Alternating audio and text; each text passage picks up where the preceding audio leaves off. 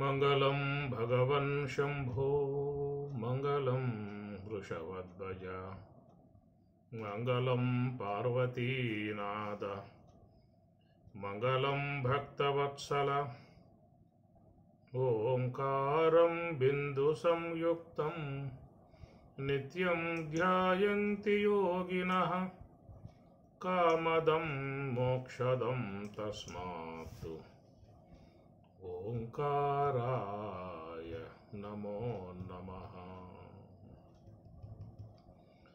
ముందు వెనుక బారజూడుమురా, నరజన్మమింకా వెళ్ళిపోయిన దొరకజాలదురా.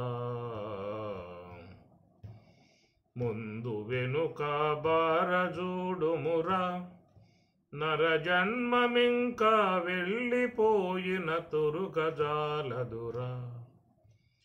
ముందు వెనుక బారజూడు, మూడు గుణములు మించి చూడు, మందిరంబగు ఘటములో ఆనందమైన ముక్తి పదమిది.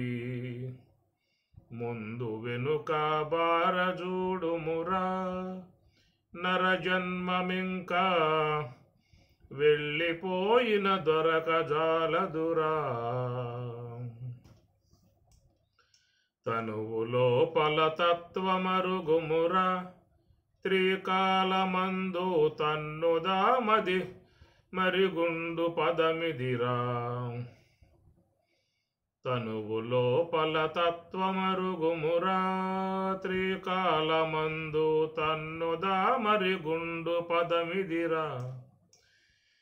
తనువు లోపల తత్వమిరిగి తారకము సూటిరిగి సద్గురు బోధనొంది బాధ జనుల వీధి లోపల చేరనీయక.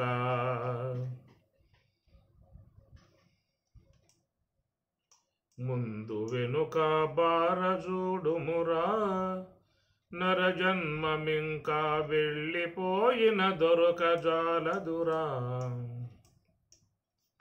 ఆరు మూటిని అంటకుండుమురా, అద్వైతమిరిగి ఆత్మరాముల చెంత చేరుమురా.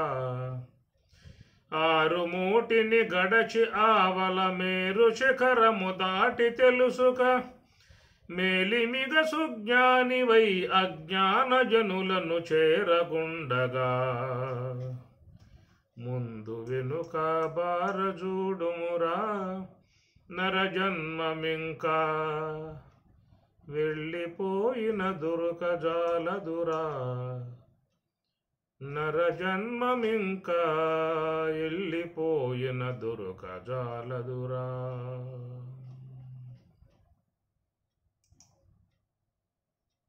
కృష్ణం కమలపత్రాక్షం పుణ్యశ్రవణకీర్తనం వాసుదేవం జగద్యోనిం నౌమి నారాయణం హరిం. మహాశివరాత్రి పర్వదినమును పురస్కరించుకుని శివతత్వాన్ని అధ్యయనం చేస్తూ ఉన్నటువంటిది. దీనికి ఆధారముగా బ్రహ్మేంద్ర స్వాముల వారు ఇచ్చినటువంటి తత్వాన్ని ఆధారంగా చేసుకుని శివతత్వాన్ని అధ్యయనం చేస్తూ ఉన్నాము. ఓం నమః శివాయ ఆరక్షరములతో ఆరంభమాయనే ఉయ్యాల. రక్షకుడు చిన్మయుడు తొట్టి లోపల తాను ఊగుచూనున్నాడే ఉయ్యాల. ఊగుచూనున్నాడే ఉయ్యాల.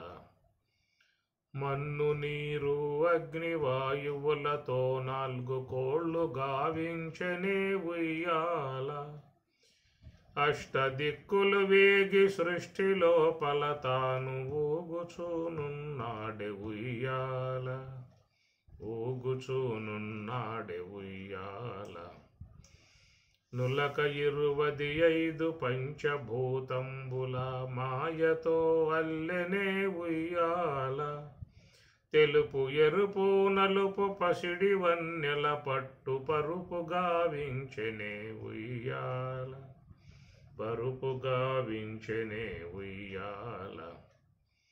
అండపిండము రెండు ఆ తట్టు ఈ తట్టు దిండ్లు గావించనే ఉయ్యాల. రెయ్యి పవలు రెండు స్తంభములు గావించి బయలు దూలము చేసి ఉయ్యాల. బయలు దూలము చేసి ఉయ్యాల. ఓం నమ శివాయ ఆరక్షరములతో ఆరంభమాయనే ఉయ్యాల.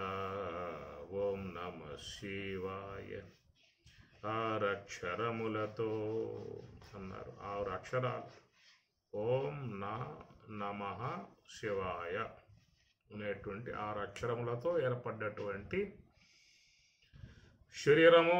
ఈ శరీరములో బ్రహ్మాండ నాయకుడు నివాసమై ఉన్నటువంటి విధానముగా బోధిస్తూ ఉన్నారు.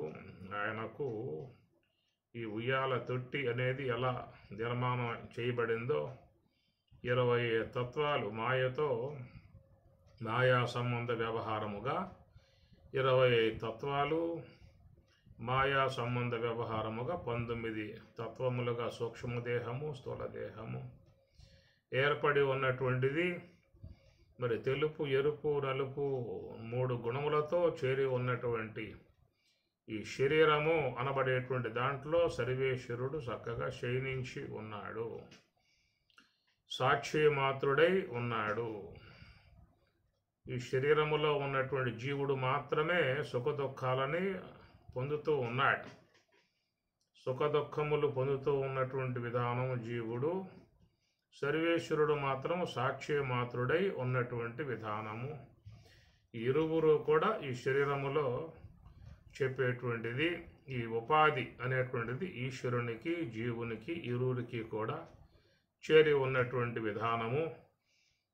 ఈ జీవుడి యొక్క విధానం చూసినట్లయితే గత జన్మలలో చేసుకున్నటువంటి కర్మను సుఖ దుఃఖాల రూపంగా అనుభవిస్తూ ఉన్నటువంటి పరిస్థితి. ఇక శరీరానికి మాత్రం సర్వాధికారిగా ఉన్న విధానం మాత్రం ఈశ్వరుడే. కనుక శరీరంలో అన్ని తత్వాలన్నీ కూడా ఈశ్వరాజ్ఞతో పనిచేస్తూ ఉన్నటువంటివి, ఈశ్వర నిర్మాణములో ఏర్పడి ఉన్నటువంటివిగా నిన్న మనం ఈ విషయం మీద ప్రస్తావించుకోవటం జరిగింది. ఈ శరీరమంతా కూడా సర్వేశ్వరుని యొక్క అధీనములో ఉన్నటువంటిదే. ఒక రకంగా చెప్పినట్లయితే ఆయన అధీనములోనే ఈ దేహం అనేటువంటిది పనిచేస్తూ ఉన్నది. గతంలో చెప్పా మీకు ఈ విషయాన్ని. ముఖ్యాశ్రయము అభిమానాశ్రయము అని 2 అంశాలుగా చెప్పుకొచ్చాను. ధనానికి ముఖ్య ఆశ్రయము ఇనప బీరువా. నేను ధనవంతుణ్ణి అని చెప్పుకోవటం అభిమానాశ్రయము. ఆ ప్రకారముగా ఈ దేహానికి ముఖ్య ఆశ్రయము ఈశ్వరుడు. ఈ దేహము నేను అని చెప్పుకోవటం అభిమానాశ్రయము. కాబట్టి ఈ దేహం అనేటువంటిదంతా కూడా ఈశ్వరుని శాసనానుగుణ్యముగా అన్నీ పనిచేస్తూ ఉన్నాయి. అణువులు పరమాణువులు సహితం కూడా ఈశ్వరాజ్ఞతోనే పనిచేస్తూ ఉన్నటువంటి విధానము. నిర్మాణ విధానము నుండి వ్యవహార విధానం వరకు సర్వేశ్వరుడే ఈ దేహాన్ని నడిపిస్తూ ఉన్నాడు. కనుక ఆయన మరి బ్రహ్మాండ నాయకుడై ఉన్నటువంటి ఆయన మన యొక్క బ్రహ్మాండమునందు నివాసముగా ఉన్నటువంటి ఆ స్వామికి అండపిండము రెండు ఆ తట్టు ఈ తట్టు దిండ్లు గావించనే ఉయ్యాల. అండపిండ బ్రహ్మాండములన్నీయు బ్రహ్మములోనివే ఓ మనసా.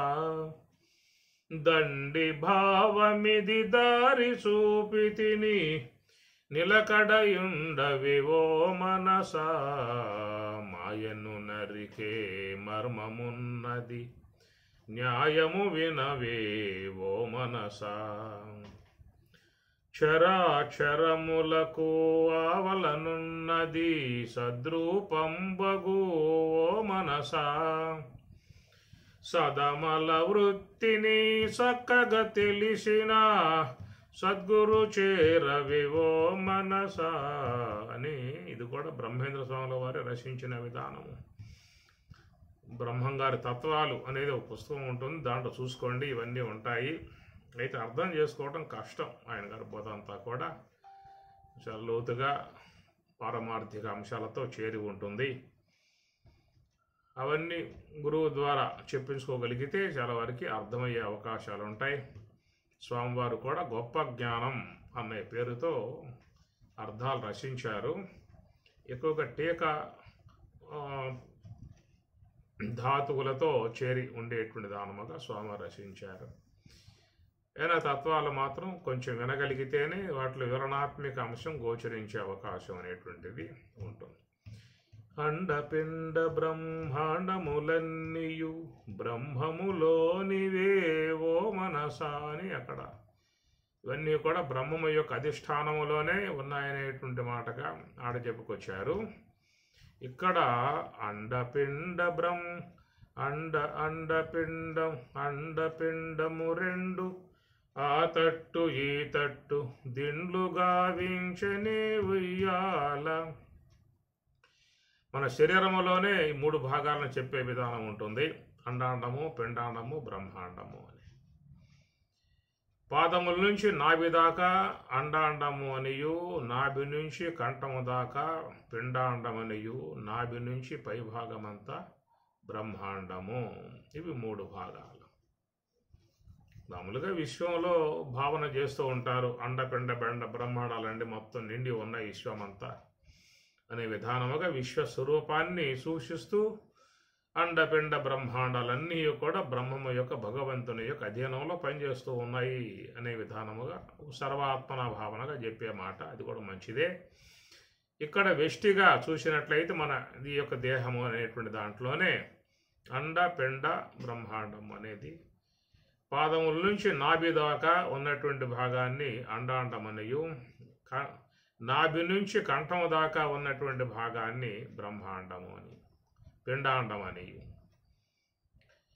కంఠము యొక్క పై భాగాన్ని దాన్ని బ్రహ్మాండము అన్నారు. కాబట్టి బ్రహ్మాండ నాయకునికి నివాసమై ఉన్నటువంటిది బ్రహ్మాండము. ఇది బ్రహ్మాండ స్థలము అన్నారు. ఇక్కడే బ్రహ్మ విద్యను వినాలి అన్నా, బ్రహ్మబోధ చెప్పాలి అన్నా, బ్రహ్మ స్వరూపాన్ని శోధించాలన్నా అన్నీ కూడా కంఠం యొక్క పైభాగమే తప్ప కింద ఏమి చేసే అవకాశాలు ఉండవు. ఇది పిండాండ భాగం. పిండం అంటే అన్నం పడవేసేటువంటి స్థలం. కంఠం యొక్క దిగువ భాగం అంతా కూడా ఆ పిండం అంటే అన్నాన్ని పడవేస్తాము. ఆ విధంగా లోపల అంతా కూడా మరి జీర్ణమై శరీరానికి శక్తివంతముగా అవి పోతూ ఉంటాయి. కాబట్టి మన దేహంలో బ్రహ్మాండ నాయకుడుగా ఉన్నటువంటి ఈశ్వరుడు మనం చెప్పుకున్న మాట ఇప్పుడు సర్వేశ్వరుని యొక్క ఆజ్ఞతోనే ఈ దేహములో ఉన్నటువంటివన్నీ కూడా నడుస్తూ ఉన్నాయని చెప్పేసి ఆ శరీరాన్ని మరి పొంది ఉన్నాడు. కాబట్టి జీవుడు తాను కూడా ఈ దేహంలో ప్రవేశించి ఉన్నాడు. ఈ దేహములో ప్రవేశించి ఉన్నటువంటి జీవుడు ఈ దేహము ద్వారా సుఖదుఖాలను ఇతడు అనుభవిస్తూ ఉన్నాడు.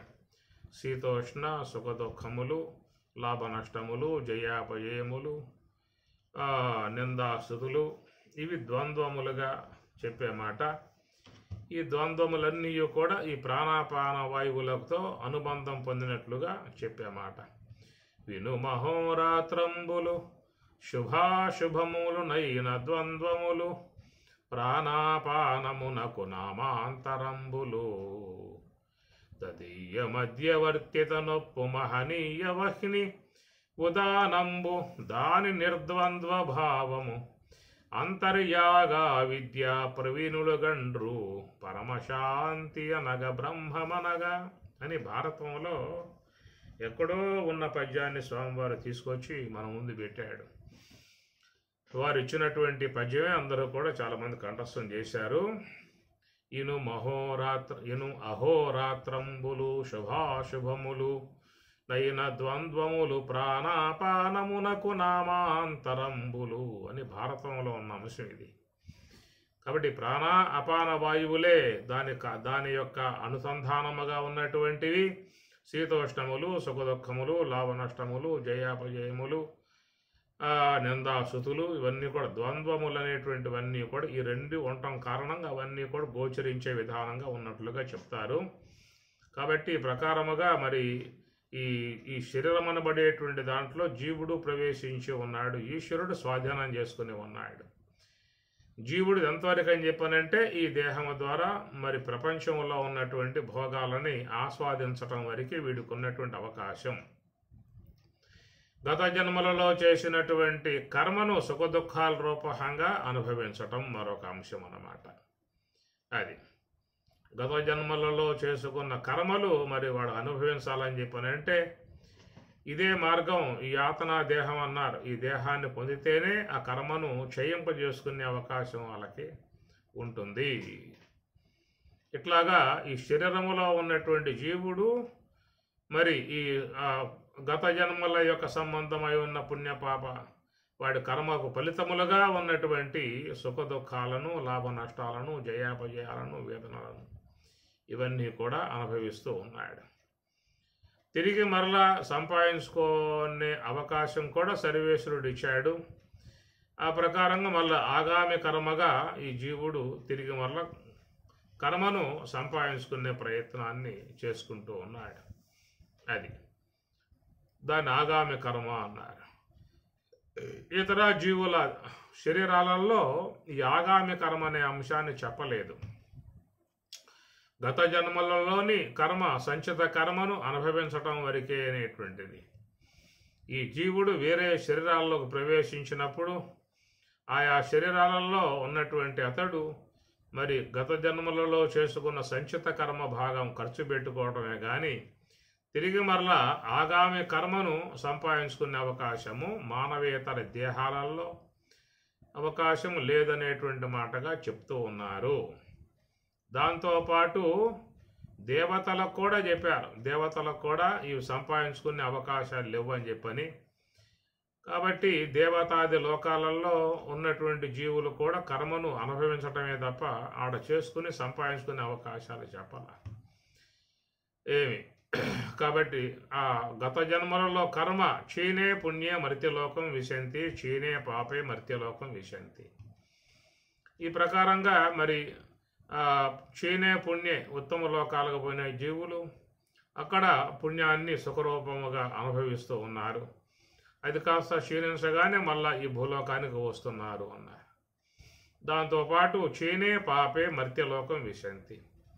ఈ పాప సంబంధమై ఉన్న ప్రభావంతో మరి నరకాది లోకాలకు పోయినటువంటి వాళ్ళు అక్కడ క్షీణించగానే తిరిగి మరలా మర్త్యలోకే విశంతి, మధ్యలోకే ప్రవేశంతి, మధ్యలోకానికి వస్తున్నారు అన్నారు.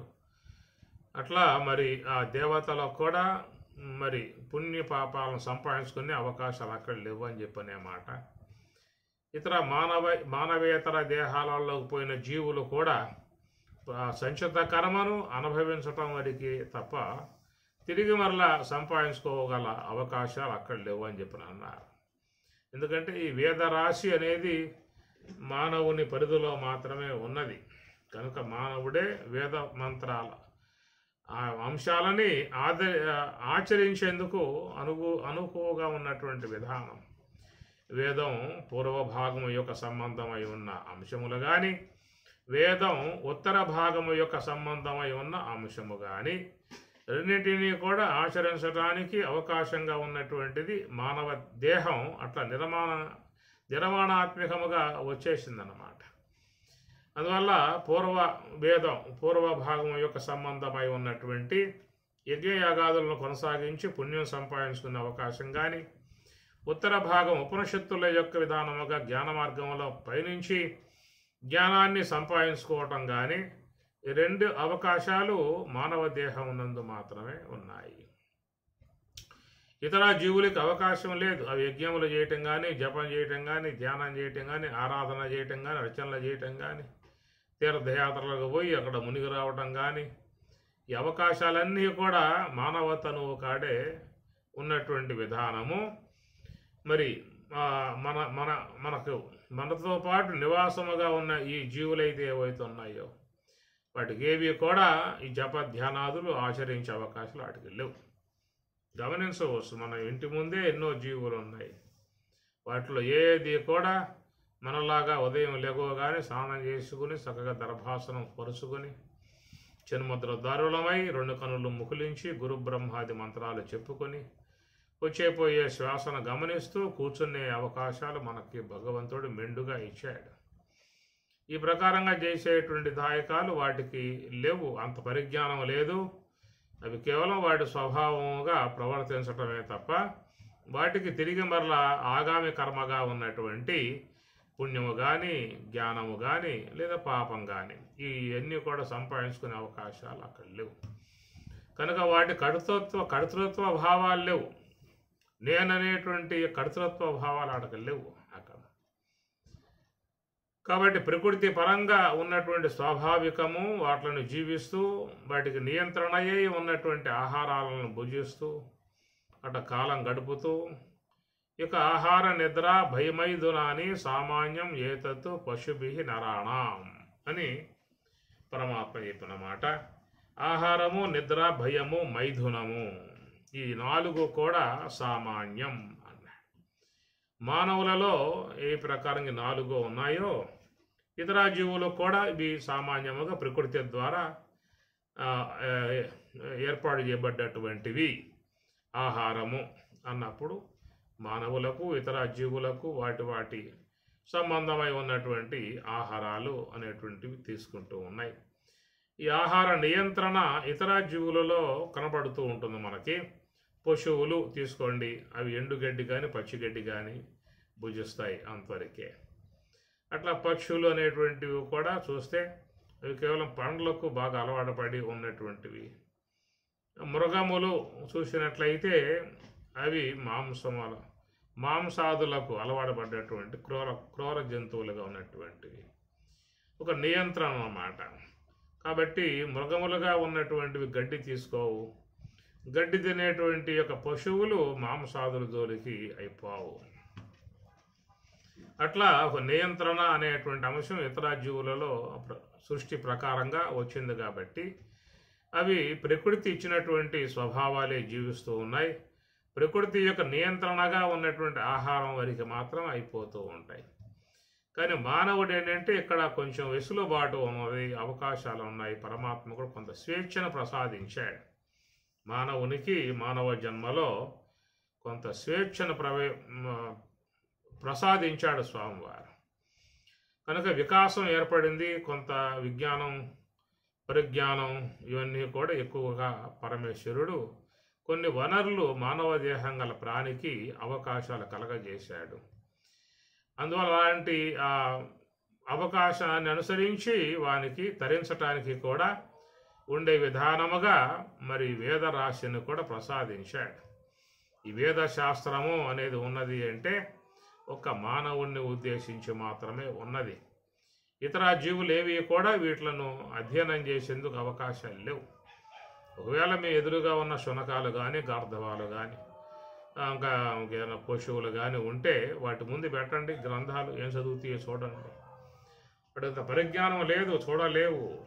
అందుచేత మానవుని యందు మాత్రమే కొంత అవకాశాలు పరమేశ్వరుడు ప్రసాదించాడు.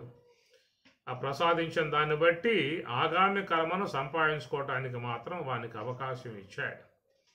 అట్లా ఆగామి కర్మ అనేది, ఆగామి అంటే గమ్ అంటే పోవటం, ఆ గమ్ అంటే రావటం. కనుక వచ్చే కర్మకు ఇక్కడ పరమాత్మ కొంత మార్గాన్ని కలగజేశాడు. వాడు దాన్ని బట్టి ఆ కర్మను చక్కగా సముపార్జన చేసుకోవచ్చు. అలాంటి అవకాశాలు వీడికి ఉన్నాయన్నమాట. కాబట్టి ప్రకారముగా జీవితంలో యజ్ఞయాగాదులు సూచించేటువంటి, పూర్వవేదం సూచించేటువంటి ఈ కర్మకాండను అనగా ఈ పుణ్యకర్మలుగా ఉన్నటువంటి వాటిలను ఆచరించుకునే అవకాశముగా భేదం, అటు పుణ్యాన్ని సంపాదించుకోవటానికి గల మార్గము, అటనే ఇంకా జ్ఞానం సంపాదించుకునే విధానముగా ఉపనిషత్తులు, వాటి ద్వారా తాత్విక సంబంధమై ఉన్న అవగాహాలు పొందటానికి ఈ ప్రక్క ఈ రెండు కూడా జీవునికి ప్రసాదించినటువంటి విధానం ఈశ్వరుడు. కనుక వాడు ఈ దేహములో ఉండి, ఈ పార్థివ దేహములో ఉండి వీటి ద్వారా ఆ కర్మను వాడు ఆర్జించుకోవచ్చు అన్నమాట. పూర్వభాగాన్ని వాడుకోవచ్చు, ఉత్తర భాగాన్ని వినియోగించుకోవచ్చు. రెండు అవకాశాలు పరమాత్మ ఇచ్చాడు, సర్వేశ్వరుడు ఇచ్చాడు. సత్కర్మలు ఆచరించి పుణ్యం సంపాదించుకుంటావా, అది నీ ఇష్టం. లేదు ఉపనిషత్తులను అధ్యయనం చేసి తాత్విక సంబంధమై ఉన్న జ్ఞానం సంపాదించుకుంటావా, అది నీ ఇష్టం. పరమాత్మ ఎవరికి కూడా నియంత్రణ చేయడు, వెసులుబాటు ఇచ్చాడు, అవకాశాలు ఇచ్చాడు. యథా ఇచ్చేసి తథా కురు అని స్వామివారు అవకాశాన్ని కలగజేశాడు. ఇదే పాటించాలి, ఇదే చెయ్యాలి అని ఆయన ఏమి చెప్పలేదు. ఒకవేళ మేము సత్కర్మలు చేసుకుంటాం, యజ్ఞాగాదులు చేసుకుంటాం, పూజలు చేసుకుంటాం అని చెప్పనంటే దానికి అవకాశాన్ని ఇచ్చాడు. లేదు మేము నివృత్తి మార్గంలో పోతాము, అంశ యొక్క ఆశ్రయంలో ఉండి బ్రహ్మజ్ఞానులమై తరిస్తాము అనే భావనగా ఉన్నట్లయితే వాళ్లకు చక్కటి తాత్విక సంబంధమై ఉపనిషత్ జ్ఞానాన్ని వాళ్ళకు ఆయన గారు ప్రసాదించాడు. కనుక ఈ రెండు కూడా సర్వేశ్వరుడు ఇచ్చినటువంటి యొక్క అంశములుగా గ్రహించాలి.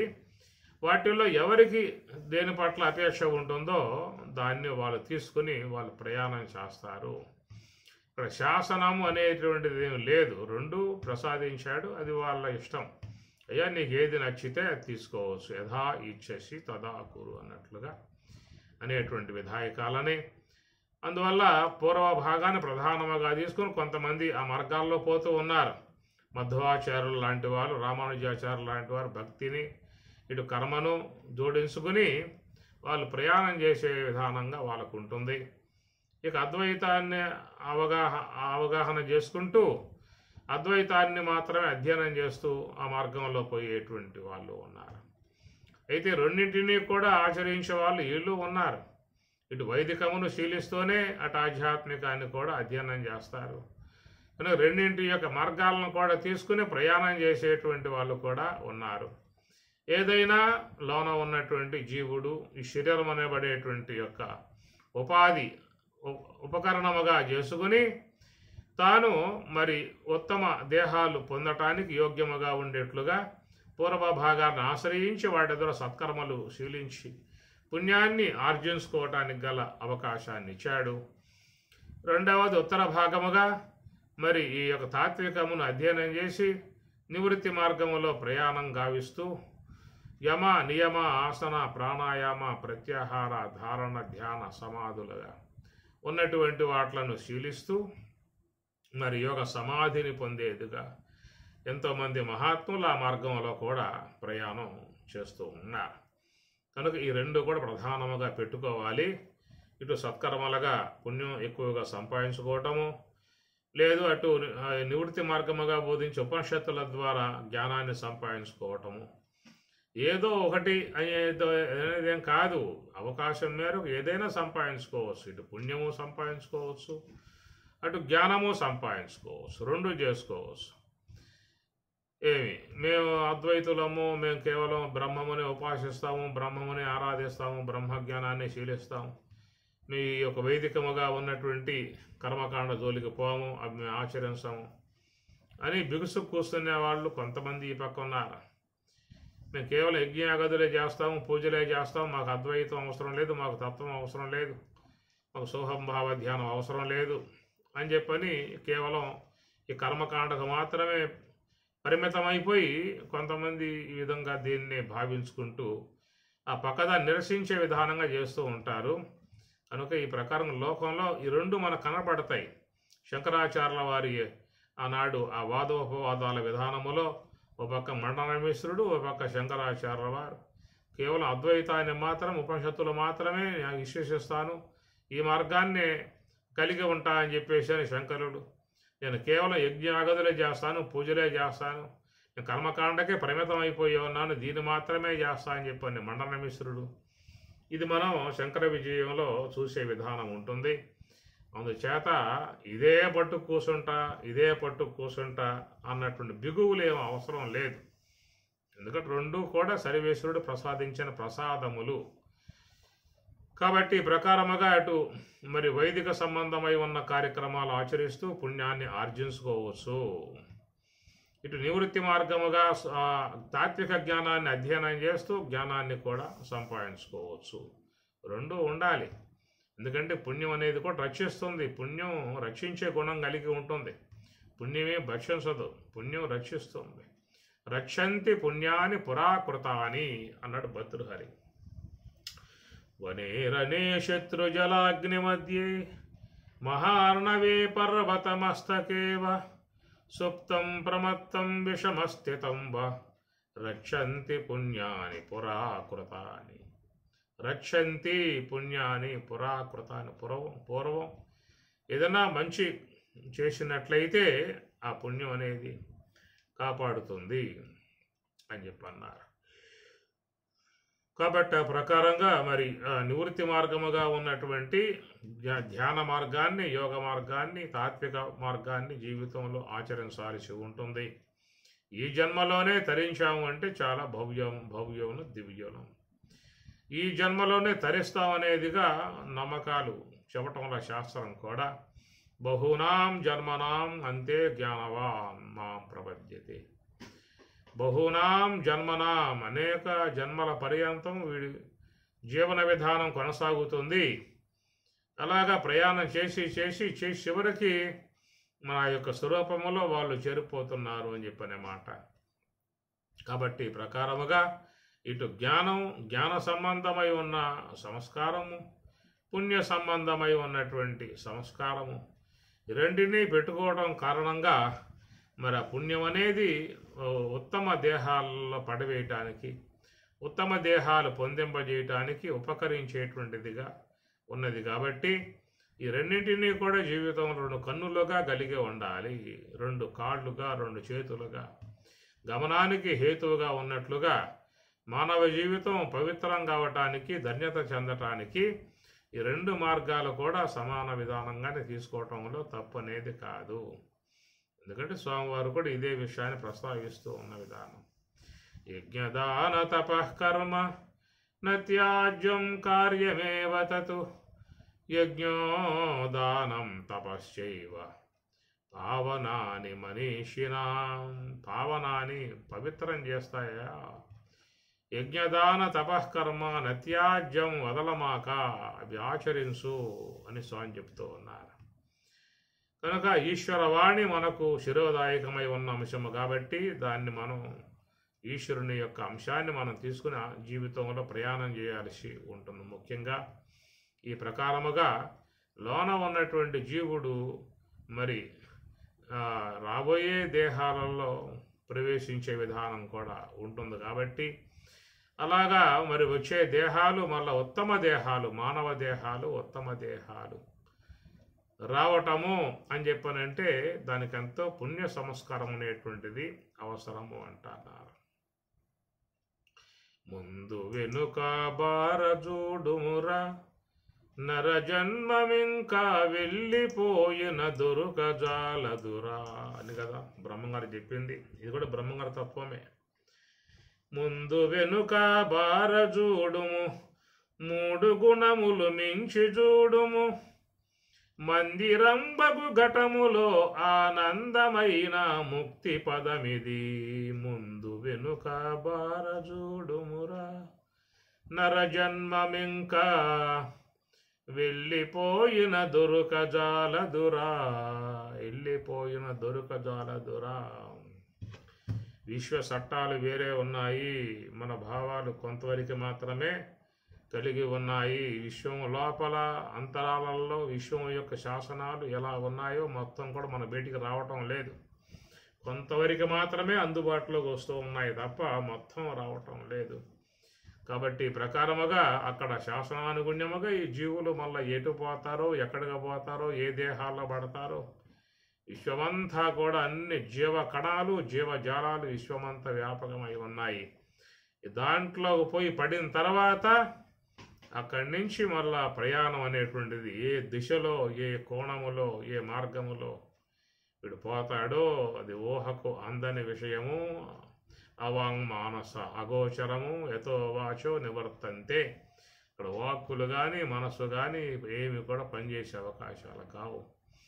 అందుచేత మరి ఎప్పటికీ మళ్ళా ఈ యొక్క విశ్వంలోకి ఈ రూపకంగా ఒక శరీరం కలిగి వివేకాత్మికము, సుజ్ఞానము, విజ్ఞానము, ప్రజ్ఞానాత్మికమై ఉన్నటువంటి ఇలాంటి తనువు అనేది మళ్ళా రావటం అనేటువంటిది ఏంటంటే అది చాలా అరుదుగా ఉన్నటువంటి అంశముగా పెద్దలు చెప్తున్నటువంటి మాట. దుర్లభం మానుషం దేహం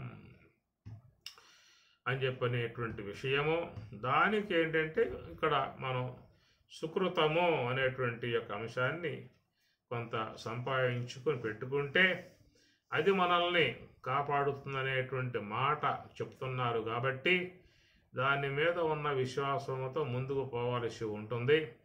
అయితే విశ్వ చట్టంలోకి పోయిన తర్వాత, ప్రకృతి యొక్క చట్టంలోకి పోయిన తర్వాత అక్కడ ఎలాంటి నిర్ణయాలు, ఎలాంటి యొక్క దిశలు, మార్గాలు అనేటువంటివి ఉన్నాయో ఆ ప్రకారంగా జీవుడు కూడా ప్రయాణం చేయాల్సిన పరిస్థితి ఏర్పడుతుంది.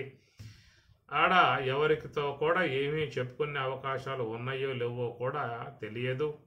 ఎక్కడైతే మనం మన సాధక బాధకాలు పక్క వాళ్ళతో చెప్పుకుంటాం, ఎదురు వాళ్ళు చెప్పుకుంటాం, అవకాశం మేరకు వాళ్ళ యొక్క సహాయంతో తీర్చుకునే విధానాలు చేసుకుంటాం.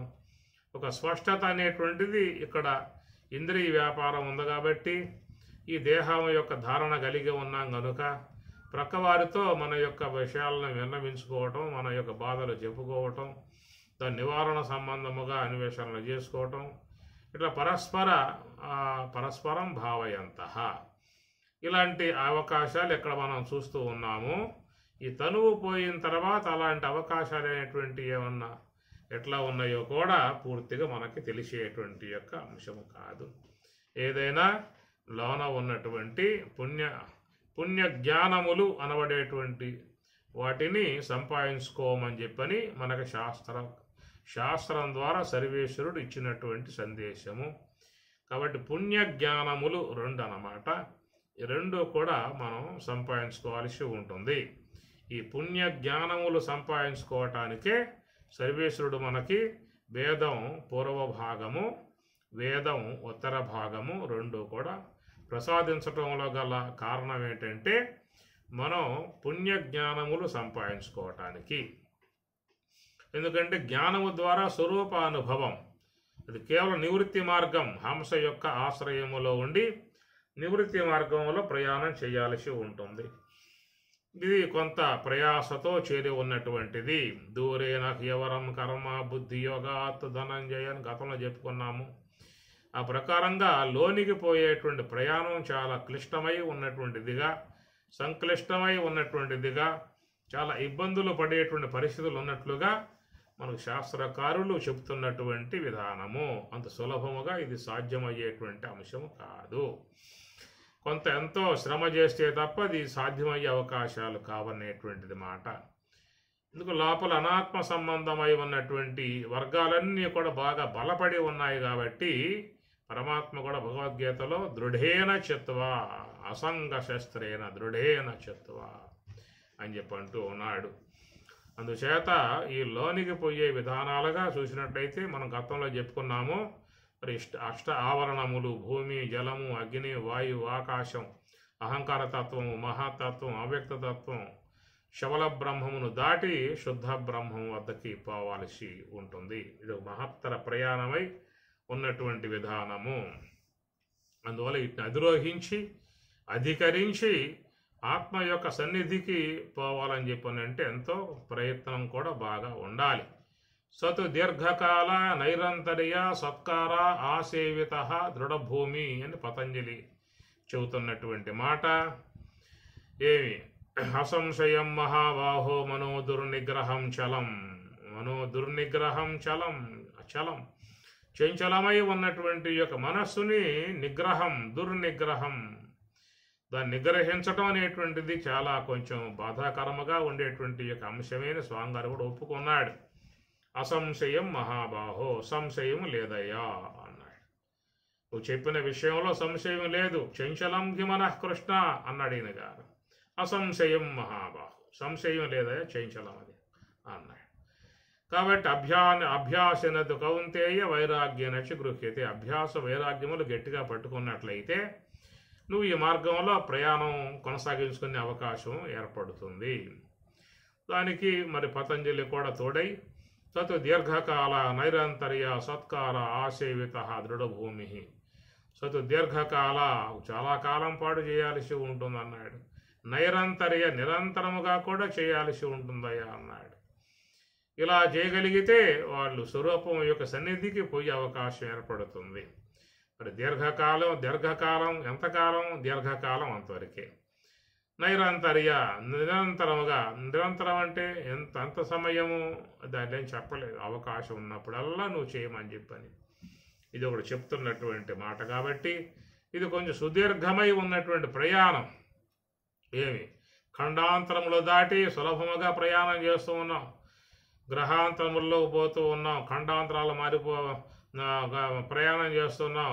ఈ భూమి చుట్టూ రౌండ్ వేసి కూడా వస్తూ ఉన్నాం. చంద్రమండలం మిగతా మండలాలకు కూడా పోయి వచ్చేదాకి సిద్ధపడి ఆడదాకా కూడా పోయి వస్తూ ఉన్నారు. ఇంత లెక్క బాహాటముగా పోయేటువంటి వాడు తన లోపలికి 10 అంగుళాలు పోవాలని చెప్పనంటే వీటికి సాధ్యం కాని పరిస్థితి అయిపోయింది. అత్యతిష్ట 10 అంగుళం. ఎంత దూరం ఉందయా భగవంతునికి నీకు దగ్గర అనే మాటకి వాళ్ళు 10 అంగుళములు 10 అంగుళముల మాత్రమే దూరము అన్నారు. ఖండాంతరములు దాటి గ్రహాంతరములు దాటి ఎంతో లెక్క ప్రయాణం చేసేటువంటి వాడికి 10 అంగుళములు మరి కష్టమా అని చెప్పనంటే అది చాలా కష్టముతో చేరి ఉన్నటువంటి విషయముగా చెప్తున్నమాట.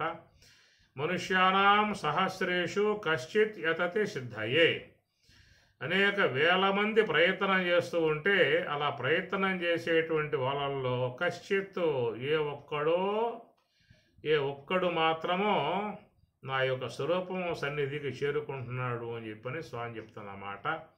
ఇవన్నీ ఎందుకు చెప్పటం అంటే వాళ్ళు దాన్ని ఆచరించారు కాబట్టి, దాంట్లో ఉన్న సాధక బాధకాలు అవన్నీ వాళ్ళు పొందారు కాబట్టి, దాటితో యుద్ధాలు చేశారు కాబట్టి వాళ్ళకి ఏ యొక్క అనుభవం జీవితంలో ఉన్నదో దానిని వాళ్ళు ఈ శ్లోకాల రూపముగా మనకి వాళ్ళు చెప్తున్న విషయము. కాబట్టి ప్రయాస మాత్రం తప్పదు అని చెప్పనే మాట. ఇది చేసే వాళ్ళకి శుద్ధముగా అర్థమయ్యేటువంటి అంశమే. ఎక్కడో పుణ్యాత్ములు ఉన్నారు, ధన్యాత్ములు ఉన్నారు, దివ్యాత్ములు ఉన్నారు, భగవద్ అనుగ్రహానికి పాత్రులైనటువంటి వాళ్ళు ఉన్నారు. వాళ్ళకి పెద్దగా శ్రమ అనిపించదు. సులభముగా వాళ్ళు ప్రయాణం చేసుకుంటూ వెళ్ళిపోయే పరిస్థితి వాళ్ళకు ఉంటుంది. మిగతా వాళ్లకు మాత్రం చాలా కష్టసాధ్యముగా పోయేటువంటి విధానమే ఉంటుంది. కాబట్టి ప్రకారముగా ఈ ప్రక్కన ఈ ప్రయత్నం, యోగ ప్రయత్నం, సాధన ప్రయత్నం అనేటువంటిది జ్ఞాన ప్రాప్తికి, బ్రహ్మ ప్రాప్తికి అనుగుణ్యముగా ఉన్నటువంటి జ్ఞానాన్ని అధ్యయనం చేయటమే కాకుండా మరి ఈ దేహం ఒకవేళ మధ్యలో రాలిపోయినట్లయితే తర్వాత దేహాన్ని పొందటానికి ఒక మంచి సంస్కారాన్ని కూడా తీసుకుని పెట్టుకునే పరిస్థితి అన్నమాట. ఎందుకంటే బహూనాం జన్మనాం అనేటువంటి మాటలుగా అది మనకు శాస్త్రంలో చెబుతున్న మాటలు కాబట్టి ఇక్కడే 1 సంవత్సరంలోనో 6 నెలల్లోనో మొత్తం పూర్తయిపోతుంది అనేదిగా ఉన్నట్లయితే మిగతా వాటి జోలికి పోవాల్సిన అవసరం లేదు. కానీ ఇక్కడ మరి బహూనాం జన్మనాం అనేక జన్మ సంసిద్ధ తతో యాతి పరాంగతిం, అనేక జన్మ సంసిద్ధ అనే మాటలు కాబట్టి సుదీర్ఘమైనటువంటి ప్రణాళిక జ్ఞాన విధానములో ఉందన్నమాట. కనుక వాడు మరి పంచకోశాలు దాటుకుని ప్రయాణం చేయాల్సి ఉంటుంది. ఏతం అన్నమయం ఆత్మానం ఉపసంక్రమ్య, ఏతం ప్రాణమయం ఆత్మానం ఉపసంక్రమ్య, ఏతం విజ్ఞానమయం ఆత్మానం ఉపసంక్రమ్య, ఏతం ఆనందమయం ఆత్మానం ఉపసంక్రమ్య అని తైత్రీయం కూడా ఈ మాటలే చెబుతూ ఉన్నది. కనుక వారు నివృత్తి మార్గాన్ని అవలంబించి ఏతం అన్నమయం ఆత్మానం ఉపసంక్రమ్య అన్నారు. సంక్రమ్య అంటే దాటటం, అన్నమయ కోశాన్ని దాటాలి అన్నారు, ప్రాణమయ కోశాన్ని దాటాలి అన్నారు, మనోమయ కోశాన్ని దాటాలి అన్నారు, విజ్ఞానమయ కోశాన్ని కూడా దాటాలి అన్నారు, చివరికి ఆనందమయ కోశము కూడా దాటాలన్నారు. ఏతం అన్నమయం ఆత్మానం ఉపసంక్రమ్య, ఏతం ప్రాణమయం ఆత్మానం ఉపసంక్రమ్య, ఏతం మనోమయం ఆత్మానం ఉపసంక్రమ్య, ఏతం విజ్ఞానమయం ఆత్మానం ఉపసంక్రమ్య, ఏతం ఆనందమయం ఆత్మానం ఉపసంక్రమ్య. ఉపసంక్రమ్య అంటే దాటటం, దాటి దాటి దాటి దాటి. ఈ ప్రకారంగా తైత్రీయంలో మనకి ఈ మాటలు 2 సార్లు కూడా ఆయన వాడతాడు. ఒకసాటేమో ఉపసంక్రమ్య అనే పదంతో చెప్పుకొచ్చాడు, మరొక చోటేమో ఉపసంక్రామతి అనే పదంతో చెప్పుకొస్తాడు. ఏతం అన్నమయం ఆత్మానం ఉపసంక్రామతి, ఏతం ప్రాణమయం ఆత్మానం ఉపసంక్రామతి, ఏతం మనోమయం ఆత్మానం ఉపసంక్రామతి, ఏతం విజ్ఞానమయం ఆత్మానం ఉపసంక్రామతి, ఏతం ఆనందమయం ఆత్మానం ఉపసంక్రామతి అని ఇట్లా 2 చోట్ల తైత్రీయంలో కొంచెం మార్పుతో చెప్పుకొస్తాడు. సరే ఏదేమైనా చెప్పే మాట సంక్రామతి దాటాలి, సంక్రమ్య దాటి సంక్రామతి దాటుతున్నాడు. కాబట్టి ప్రకారంగా మరి అన్నమయము, ప్రాణమయము, మనోమయం, విజ్ఞానమయం, ఆనందమయం పంచకోశాలుగా మనకు విభజించి వాళ్ళు చెప్తున్న మాట. ఈ పంచకోశ వివేకం శంకరాచార్యుల వారు చాలా గ్రంథాలలో చెప్పుకొచ్చాడు. అంటే విద్యారణ్య స్వాముల వారు కూడా వేదాంత పంచదశలో ఈ పంచకోశ ప్రకరణాన్ని ఒక ప్రకరణంగానే ఆయన పెట్టుకొచ్చాడు. పంచదశ అంటే పంచ అంటే 5, దశ అంటే 10, 15 ప్రకరణాలు ఉంటాయి. ఈ 15 ప్రకరణాలలో ఒక ప్రకరణాన్ని పంచకోశాలకే ఆయన కేటాయించాడు. ఇట్లా దాదాపుగా తత్వజ్ఞానులందరూ కూడా ఈ పంచకోశాలను ప్రస్తావించడం జరిగింది. తైత్రీయోపనిషత్తులో అయితే ఈ పంచకోశ ప్రసక్తి చక్కగా వస్తుంది. భృగువల్లి అనే దాంట్లో చూసినట్లయితే అది కేవలం ఈ పంచకోశాల మీదే అక్కడ భృగువల్లి నడుస్తూ ఉంటుందన్నమాట. ఏది అన్నం బ్రహ్మేది విజానాత్ అన్నాదేవ ఖలు ఇమాని భూతాని జాయంతే అన్నేన జాతాని జీవంతి అన్నం ప్రయంతి అభిశంవిశంతి తద్బ్రహ్మ ఏతం ప్రాణమయం ఆత్మానం సంక్రామతి అని ఇట్లాగా మనకు పంచకోశముల యొక్క అంశం మీదే మీకు భృగువల్లి నడిచేటువంటి అంశం వస్తుంది అక్కడ. ఇట్లా పంచకోశములు దాటి చివరికి బ్రహ్మమును పొందినట్లుగా ఆ భృగువల్లిలో ఆ భృగు మహర్షి వరుణుని యొక్క అనుగ్రహముతో చక్కగా ఆయన ఇవన్నీ కూడా దాటి స్వరూపానుభవాన్ని పొందినట్లుగా మీకు తైత్రీయోపనిషత్తు భృగువల్లిలో ముఖ్యంగా అక్కడ వస్తూ ఉంటుందన్నమాట.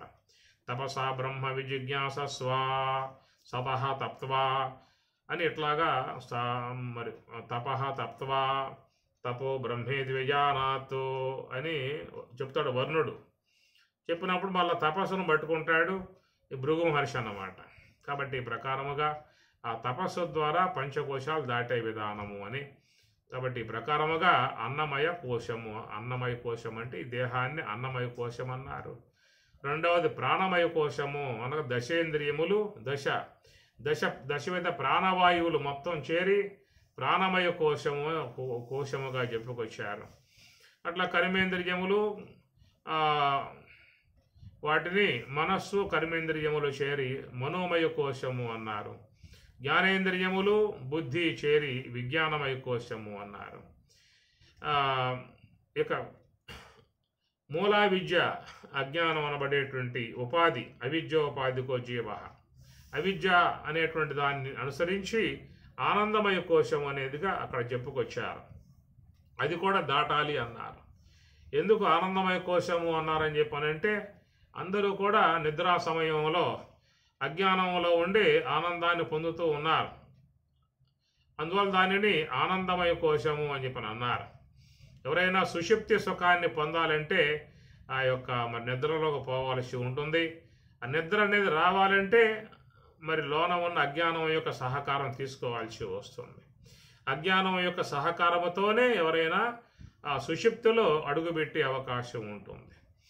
కనుక అక్కడ సుషుప్తిలో మరి అక్కడ కేవలం ఏమి పనిచేసే విధానం కాదు కాబట్టి అక్కడ ప్రశాంతముగా ఉన్న విధానములో ఆనందాన్ని పొందుతూ ఉన్నట్లుగా మనకి మాండుక్యోపనిషత్తు ఈ విషయాన్ని ప్రస్తావిస్తూ ఉన్నది. యత్ర సుప్తో న కంచన కామం కామయతే న కంచన తత్ సుషుప్తం సుషుప్తస్థానః ఏకీభూతః ప్రజ్ఞానఘనః ఆనందమయః ఆనందభుక్కు తృతీయ పాదః ప్రాజ్ఞః అని చెప్తున్న మాట. కాబట్టి అక్కడ ఏకీభూతః ఎందుకంటే సుషుప్తిలో జ్ఞానేంద్రియములు కర్మేంద్రియములు అంతరేంద్రియములు ఇవి పనిచేస్తున్న విధానం కాదు. అది కేవలం అజ్ఞానం ఆవహించి ఉన్న విధానములో ఆ తెలియంతనంలో ఉన్నటువంటి వాడుగా అక్కడ ఎలాంటి గజిబిజి వ్యవహారం లేదు కాబట్టి ఒకంత ఆత్మ యొక్క ఆనందాన్ని పొందే విధానంగా అక్కడ ఉన్నాడు. దాన్ని బట్టి దాన్ని ఆనందమయ కోశము అన్నారు. మోద ప్రమోద మూడు రకాలుగా చెప్పుకున్నటువంటి వృత్తులు ప్రియ మోద ప్రమోద. దీన్ని బట్టి కూడా ఆనందమయ కోశముగా చెప్పేటువంటి మాట ప్రియ మోద ప్రమోద. ప్రియము అని చెప్పనంటే మన కొన్నింటి యందు అపేక్ష ఏర్పడుతుంది. అపేక్ష ఏర్పడటాన్ని ప్రియము అని చెప్పని అంటారు. ఏవైతే మనం అత్యంతముగా మిక్కుటముగా అపేక్షించామో కోరుకున్నామో అది ఒక్కసారి మనం ప్రాప్తించినప్పుడు దాని యొక్క ప్రాప్త విధానాన్ని అనుసరించి మనకు కలిగేటువంటి సంతోషాన్ని మోదము అన్నారు. మోదము అన్నారు. ఆ ప్రాప్తించిన వస్తువుతో మనం యొక్క అనుభవాన్ని బట్టి కలిగేటువంటిది ప్రమోదము అంటారు.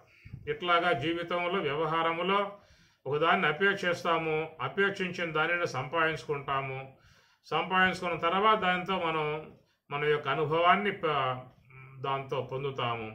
ఈ పొందే విధానములో మరి ప్రియ మోద ప్రమోద అనే విధాయకాలుగా కూడా అజ్ఞానం వల్ల కారణదేహములు ఏర్పడుతూ ఉన్నాయి కాబట్టి దానిని ఆనందమయ కోశముగా కూడా చెప్పుకొచ్చారు వ్యవహారాన్ని బట్టి. అటునే సుషుప్తిలో అక్కడ మరి అజ్ఞానంతో ఉండి ఆవరణంలో ఉండి ఆ తెలియనితనంలో ఉండి అక్కడ ఆనందాన్ని పొందుతూ ఉన్నటువంటి పరిస్థితి కాబట్టి దాన్ని బట్టి కూడా తన ఆనందమయ కోశము అని చెప్పని అన్నారు. ఇట్లా మరి జీవన విధానములో మానవులందరూ కూడా ఈ పంచకోశములతోనే సంబంధపడి వ్యవహారం చేసుకుంటూ ఉన్నారు. అన్నమయ కోశముకు స్థూలదేహంతో సంబంధం పడ్డారు. ప్రాణమయ కోశముకు దశవిధ ప్రాణవాయువులు మరి వాటితో వ్యవహారం చేసుకుంటూ ఉన్నారు. అటునే ఒక కర్మేంద్రియములు మనస్సుతో సమస్త కర్మ వ్యవహారాలు చేసుకుంటూ ఉన్నారు. జ్ఞానేంద్రియములు బుద్ధితో మరి వాళ్ళు కూడా సమస్త విషయాలను ఆస్వాదించే విధానంగా చేస్తూ ఉన్నారు. ఈ ప్రకారముగా అన్నమయ కోశాన్ని, ప్రాణమయ కోశాన్ని, మనోమయ కోశాన్ని, విజ్ఞానమయ కోశాన్ని ఇట్లా పంచకోశములుగా చెప్పే విధానం కాబట్టి ఈ పంచకోశములు వ్యవహారములో మనకు వినియోగాత్మకముగా ఉన్నాయి. వాటి సహకారంతో మన జీవన విధానం నడుస్తూ ఉన్నది. మన జీవన విధానం వ్యవహారం నడవాలని చెప్పనంటే ఇది అన్నమయ కోశం, ఈ దేహము ఉండాలి. ప్రాణమయ కోశం దశవిధ వాయువులు ఉండాలి. మనోమయ కోశం కర్మేంద్రియములు మనస్సు ఉండాలి. విజ్ఞానమయ కోశం జ్ఞానేంద్రియములు బుద్ధి ఉండాలి. ఆనందమయ కోశం లోన ఉన్నటువంటి అజ్ఞానము సుషుప్తి అవస్థను ప్రసాదించే అజ్ఞానము ఉండాలి. ఇట్లాగా మరి మన జీవన విధానం అంతా కూడా పంచకోశములతో నడుస్తూ ఉన్నది కాబట్టి ఈ పంచకోశములు దాటుకుని ప్రయాణం చేసిన వాడే స్వరూపానుభవాన్ని పొందే అవకాశం ఏర్పడుతుంది అనేటువంటి మాట.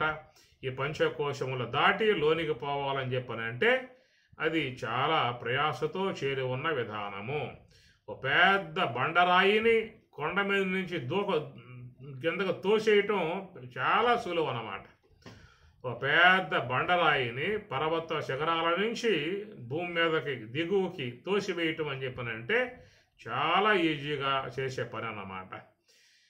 పోయి కింద పడ్డటువంటి యొక్క పెద్ద బండరాయిని తీసుకుపోయి మళ్ళీ పెద్ద కొండ మీద ఎత్తాలని చెప్పనంటే అంత సులువైనటువంటి పని కాదు. ఎంత ప్రయాసతో చేరేటువంటి విధానం. ఆ ప్రకారముగా మనం ఈ పంచకోశాలని వ్యవహారం వైపుకి వినియోగింపజేసుకోవటంలో చాలా కృతకృత్యులమవుతూ ఉన్నాం. కానీ అవి దాటుకొని లోనికి ప్రయాణం చేసి స్వరూపం దాకా పోవాలని చెప్పనంటే అది చాలా ప్రయాసతో చేరి ఉన్న అంశము. శ్రద్ధ వహించిన వాడు అక్కడికి పోతాడు. శ్రద్ధావాన్ లభతే జ్ఞానం అన్నారు. శ్రద్ధావాన్ లభతే, శ్రద్ధ ఉన్నవాడు, దాని పట్ల పట్టుదల ఉన్నటువంటి వాడు, నిరంతరముగా ప్రయత్నం చేసే వాళ్ళు ఉంటారు, వాళ్ళు ప్రయాణం చేస్తారు. మనం అంత ప్రయత్నం ఏమి లేదు. ఉదయం లేస్తే స్నానం చేస్తే అటు దర్భాసనం వేసామా, జింక శర్మం వేసుకున్నామా, పద్మాసనం వేసి 2 కళ్ళు ముకులించి 10 నిమిషాలు పావు గంట టైం పెట్టుకొని అట్లాగా శ్వాస మీద నిఘా పెట్టి కూర్చొని ఆ తర్వాత దండం పెట్టేసేసి వెనక్కి వచ్చేస్తాం. మళ్ళీ చేయాల్సి వస్తే సాయంత్రం ఏదన్నా కూర్చుంటాం, లేకపోతే లేదు. మళ్ళీ తెల్లారిన తర్వాత ఒక 2 గంటల సేపు దానికి స్పెండ్ చేస్తూ ఉంటాం. ఇట్లా చాలా తక్కువ సమయాన్ని కేటాయించి చేస్తున్న విధానం కనుక ఇవన్నీ కూడా ఒక లాంఛనప్రాయంగా చేసుకోబోవటమే తప్ప స్వరూపానుభవానికి పూర్ణమైనటువంటి యొక్క ప్రయత్నం మాత్రం కాదు. కాబట్టి ప్రకారంగా ఉన్నది. కాబట్టి ఉత్తర భాగం యొక్క అంశములో మనం ఉపనిషత్తుల యొక్క అంశములో నివృత్తి మార్గ విధానములో చాలా వెనుకబడి ఉన్నాము. చాలా తక్కువ సమయాన్ని మాత్రమే కేటాయించి ఉన్నాం కాబట్టి అలాంటి విధానములో జీవుని యొక్క ఉద్ధారకం అనేటువంటి అంశాన్ని దృష్టిలో పెట్టుకుని సత్కర్మలు కూడా వాళ్ళకి అవకాశం కలగజేసిన విధానముగా ఈశ్వరుడు పూర్వ భాగాన్ని ప్రసాదించాడు. కాబట్టి ఈ ప్రకారముగా ఉత్తర భాగము పూర్వ భాగాలను వహించుకుని ఈ రెండింటి ద్వారా లోన ఉన్నటువంటి జీవుడు ఇటు జ్ఞానాన్ని పుణ్యాన్ని రెండు కూడా వాడు సంపాదించుకోవాల్సి ఉంటుంది. కనుక ఈ దేహములో ఉన్నటువంటి తాను ఈ రెండు ముఖ్యముగా సంపాదించుకోవాలి. కానీ ఇట్లాగా జ్ఞానాన్ని పుణ్యాన్ని సంపాదించుకుంటున్నాడా అని చెప్పనే విషయంగా చూసినట్లయితే ఈ లోపల చేరి ఉన్నటువంటి ఆశ్రయ సంబంధమై ఉన్న ఏ గుణాలైతే ఉన్నాయో ఆ ఆశ్రయ సంబంధ గుణాలు దంభో దర్పోభిమానశ్చ క్రోధ పౌరుషం ఏవచ అజ్ఞానంచ అభిజాతశ్చ పార్థ సంపదం ఆసురీం అన్నారు. ఆసురీ సంబంధమై ఉన్నటువంటి గుణాలు మోఘాశ మోఘకర్మాణ మోఘజ్ఞాన విచేత సహ రాక్షసీం ఆశ్రయం చేయవ ప్రకృతిం మోహినీం శ్రుతాహ అని అన్నట్లుగా అలాంటి వాటితో ఎక్కువగా కలిసి ఆ గుణాలతోనే వ్యవహారం చేస్తూ చాలా వరకు ఈ యొక్క మరి అనాత్మ సంబంధమై ఉన్న అజ్ఞానాన్నే సంపాదించుకోవడం కారణముగా అట్టి ఆ జీవులు హీన దేహాల్లోకి పోయి పడే పరిస్థితి ఏర్పడుతుంది అనేటువంటి విధానములో మరి ఆ కోణములోకి పోకుండగా మరి ఈ ప్రకారంగా సత్కర్మలుగా ఉన్నటువంటి వైదిక విధానముగా ఉన్నటువంటి పూర్వ భాగాన్ని నివృత్తి మార్గముగా ఉన్నటువంటి ఉపనిషత్ భాగాన్ని రెండింటినీ కూడా ఆశ్రయించగలిగితే అటు పుణ్యము జ్ఞానము సముచ్చయముగా సంపాదించుకునే అవకాశం వానికి ఏర్పడుతుంది. కాబట్టి అలాగా సంపాదించుకోవడానికి అవకాశముగా ఉన్నటువంటి ఈ జీవుడు ఈ శరీరములో ఉన్నాడు అని చెప్పని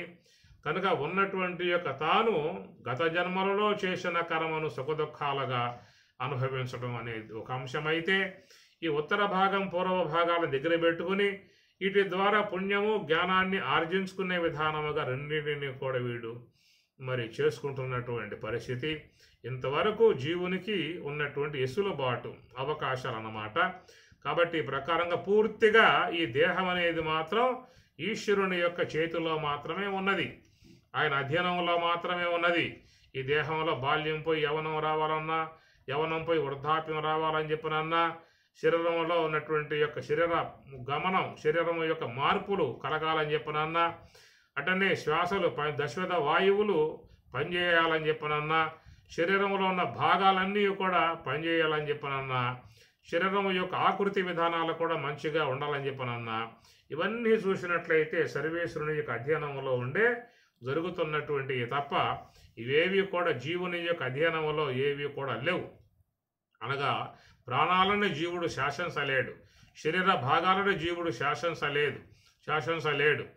అందువల్ల కొత్త కొత్త విధానాలు ఏర్పాటు చేసుకునే అవకాశాలు కూడా లేవు. ఉన్న అవకాశాలు వాడుకోవాల్సిందే.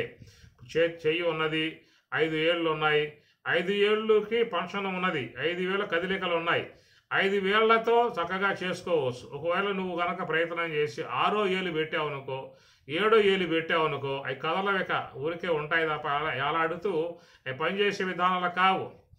కనుక సర్వేశ్వరుడు ఏ యొక్క విధానముగా పెట్టాడో అంతటికే తప్ప నువ్వే కొత్తగా తీసుకొచ్చి 4 చేతులు పెట్టుకుంటా అని 4 చేతులు పెట్టుకున్నా ఇంకా ఎగస్ట్రా 2 కాళ్ళు పెట్టుకున్నా ఏం పనిచేసే అవకాశాలు కావు. లేదు ఎగస్ట్రా 2 కన్నులు పెట్టుకున్నా అవేం పని చేయవు. ఎగస్ట్రా 2 ముక్కులు పెట్టి శ్వాస ఆడిద్దామన్నా అవేం పని చేయవు.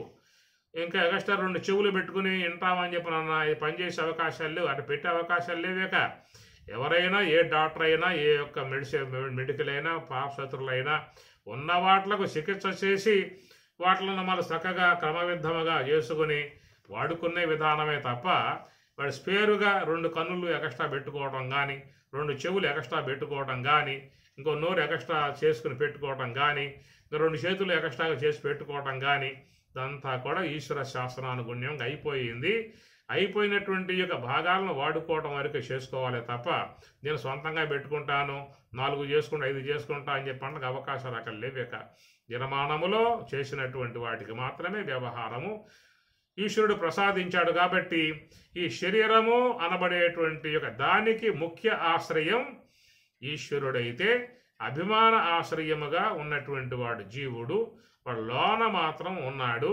ప్రారబ్ధ కర్మ ఉన్నంత వరకు మాత్రమే ఉండే అవకాశం వానికి ఉన్నది. ప్రారబ్ధం అయిపోయిన మరుక్షణంలోనే ఈ దేహం ఖాళీ చేసి వెళ్ళిపోవాల్సి ఉంటుంది. ఆ తర్వాత ఈ దేహాన్ని సర్వేశ్వరుడు భూమి యొక్క సంబంధ భాగాన్ని భూమిలో పడేస్తాడు, జల సంబంధ భాగాన్ని జలంలో పడేస్తాడు, అగ్ని సంబంధ భాగాన్ని అగ్నిలో పడేస్తాడు, వాయు సంబంధ భాగం వాయువులో పడేస్తాడు. గాలి గాలి కలిసి గగనంబు గగనంబు, మన్ను మన్ను కలిసి మంట మంట అన్నాడు వేమన కూడా. ఈ ప్రకారముగా ఈ దేహమనబడేటువంటి దానికి ముఖ్యాశ్రయము సర్వేశ్వరుడై ఉన్నాడు. అభిమాన ఆశ్రయముగా మాత్రమే జీవుడు ఉన్నాడు. ఆ లోన ఉన్నటువంటి ఒక జీవుడు గత జన్మల యొక్క సంబంధమై ఉన్న పుణ్యపాపముల యొక్క సంబంధముగా సుఖ దుఃఖాలను అనుభవించేవాడుగా ఉన్నాడు.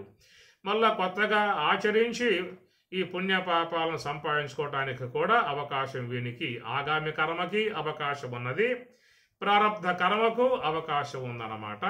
సంచిత కర్మ అనేది లోపల ఆ యొక్క నిల్వ స్టాకుగా సూక్ష్మ దేహంలో ఉంటుంది. ఇంతవరకు మాత్రమే వాడికి ఉన్నటువంటి ఎసులుబాటు. ఈ దేహ విధానం అంతా కూడా సర్వేశ్వరుని యొక్క ఆజ్ఞ ద్వారానే అన్నీ కూడా పనిచేస్తున్న విధానం కనుక ఆ విధముగా ఉన్నటువంటి సర్వేశ్వరుడు బ్రహ్మాండ నాయకుడు ఈ శరీరముగు కంఠం యొక్క పైభాగముగు బ్రహ్మాండములో ఆయన ఉన్నాడు అని చెప్పని మహాకారణ స్థలములో ఆయన ఉన్నాడు. ఆ ఉన్నటువంటి యొక్క ఆయనకు అండపిండ బ్రహ్మాండము అనగా అండపిండ బ్రహ్మాండం ఈ రెండు కూడా దిండ్లు గావించనే అన్నారు. ఏమి అండపిండము రెండు ఆ తట్టు ఈ తట్టు దిండ్లు గావించనే ఉయ్యాల అని. కనుక బ్రహ్మాండం అంటే కంఠం యొక్క పైభాగం బ్రహ్మాండము, దాంట్లో నివాసముగా ఉన్న సర్వేశ్వరునికి ఈ రెండు కూడా దిండ్లుగా అనే భావన బ్రహ్మంగారు ఈ విధముగా మనకి అంశాన్ని అందిస్తూ ఉన్న విషయము. దీని మీద కొంత వివరణాత్మక అంశం రేపు ఉంటుంది, చూద్దాం. ఓం సహనా భవతు సహనౌ భునక్తు సహ వీర్యం కరవావహై తేజస్వినావధీతమస్తు మా విద్విషావహై. ఓం శాంతి శాంతి శాంతి. హరి ఓం తత్సతు.